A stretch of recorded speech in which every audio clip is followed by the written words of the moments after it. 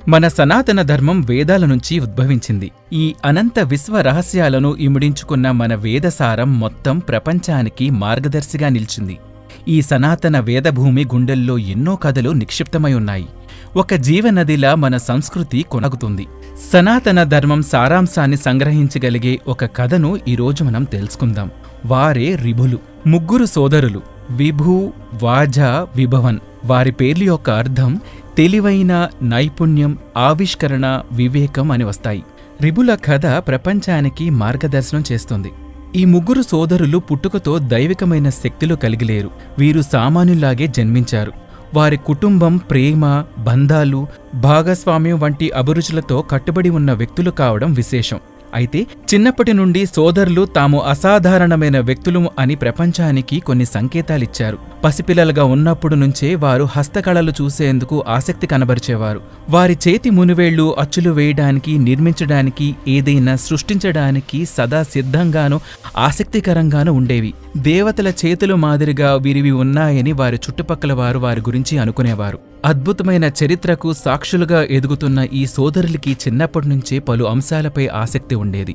వారింట్లో ఎల్లప్పుడూ నవ్వులు, కేరింతలు, అనురాగాలు, ఆప్యాయతలతో ఆనందంగా ఉండేది. కొత్త విషయాలపై ఉత్సుకత నిండి ఉండేది. వారి తల్లిదండ్రులు ఈ ముగ్గురి ప్రత్యేక నైపుణ్యతను గుర్తించి వారికి పురాతన ధర్మ బోధనలు కూడా గ్రహించేలా చూసుకున్నారు. వారి ఇంట్లో తరచుగా భగవద్గీత, ఉపనిషత్తులు వంటి ప్రధానమైన గ్రంథాల గురించి కూడా చర్చించుకునేవారు. ఈ చర్చలు కేవలం తాత్విక ఆలోచనలకు మాత్రమే కాకుండా వారి దైనందిన జీవితంలో ఆచరించేలా ఉండేవి. శ్రీకృష్ణుడి జ్ఞానం, అర్జునుడి పరాక్రమ, ఋషి వ్యాసుని బోధనలు, కథలు అన్నీ ముగ్గురికి ఒక దిక్సూచిలా నిలిచాయి. యుక్త వయసుకు చేరుకునే సమయానికి రిభులు వారి ఇంట్లో ఒక ప్రదేశాన్ని ఒక కార్యస్థలంగా మార్చుకున్నారు. వారు సృష్టించిన ఎన్నో వస్తువులను అందర్నీ ఆశ్చర్యంలో ముంచెత్తేవి. వారు కేవలం వస్తువులను తయారు చేయలేదు, వాటికి కథలు అల్లడంతో పాటు వాటికి జీవం పోసేవారు. వారు తయారు చేసిన రథం కేవలం చెక్క, లోహం ఉపయోగించి చేసింది కాదు. వారు గాలి సారాన్ని స్వాధీనం చేసుకొని దాన్ని నిర్మించారు. అందుకే ఆ రథ చక్రాలు గంభీరంతో తిరుగుతున్నప్పుడు చూసే వారిని సంభరమాశ్చర్యాలకు గురిచేస్తాయి. జీవం, సృష్టి భావాలను సవాళ్లు చేస్తూ రిభులు నిర్జీవమైన వాటిని సజీవంగా మార్చే ప్రక్రియకు సైతం జీవం పోశారు. ఇది సృష్టిలోని విచిత్రాలకు సాక్షిగా నిలిచింది. జీవసారాన్ని ఒడిసిపట్టి వీరు నిర్జీవ పదార్థాన్ని సైతం సజీవంగా మార్చగలిగారు. రిభులు ముఖ్యంగా వారి తల్లిదండ్రులను పునర్జీవింపజేసే చర్య యావత్ సృష్టిని ఆకర్షింపజేసింది. శాస్త్ర పఠనం వారికున్న లోతైన అవగాహనను బయటపెట్టింది. ఒకప్పుడు శక్తివంతంగా ఉండే వారి తల్లిదండ్రులను ఇప్పుడు వయసుతో పాటు బలహీనపడటాన్ని గమనించి వారు ఎంతో భావోద్వేగానికి లోనయ్యారు. దీంతో కాలాన్ని వెనక్కి తిప్పే ఆలోచనతో వారు ముందుకు కదిలారు. రోజులు తరబడి ఆలోచించిన తర్వాత వారు తమ నైపుణ్యాలు, జ్ఞానం, జీవిత సారంపై లోతైన అవగాహనను మిళితం చేసి అద్భుతాన్ని సృష్టించారు. వారి తల్లిదండ్రులను పునర్జీవనం చేసి ఆ రోజు భూమి మొత్తం ప్రతిధ్వనించేలా వేడుక నిర్వహించారు. రిభులు చేసిన కార్యాలు మరియు కథల రూపంలో దేవతలు నివాసమైన స్వర్గలోకానికి చేరుకున్నాయి. ఇంద్రుడు మునుపెన్నడూ తన కళ్లతో అలాంటి నైపుణ్యం చూడలేదని నిర్ణయించుకొని రిభులను స్వర్గానికి ఆహ్వానించాడు. ఈ ఆహ్వానం కేవలం గుర్తింపు మాత్రమే కాదు, రిభులు ధర్మానికి, జ్ఞానం, ప్రకృతిపై వారికి ఉన్న అవగాహనకి నిదర్శనం కూడా కావడం విశేషం. అంతరిక్షంలో అద్భుతమైన అందాల మధ్య విశ్వం లయతో ప్రతిధ్వనించే సంగీతంతో ఈ సోదరులకు స్వర్గలోకంలో సాదర స్వాగతం లభించింది.